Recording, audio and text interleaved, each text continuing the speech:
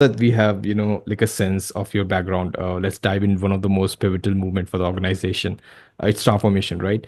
Joyband underwent a powerful rebrand from off. So like what motivated that shift? Like how did you kind of like approach the rebranding process? Yeah. So motivations were pretty straightforward. Hmm. When the board hired me, one of my mandates was to nationalize the Okay. organization. And the name Animal Rescue Foundation with the acronym ARF is not trademarkable.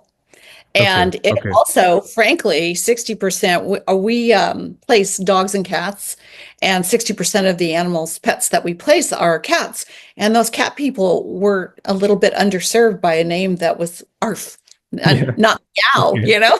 Yeah. So we needed a name that could more broadly Mm-hmm. embrace everything we do and not just animal rescue. That's one thing we do. But everything that we do to form and support the human animal bond. So something, a name that could immediately share our vision. And so that's what we were looking for. I will say one last thing about the word rescue. We wanted a name that was respectful to our partners.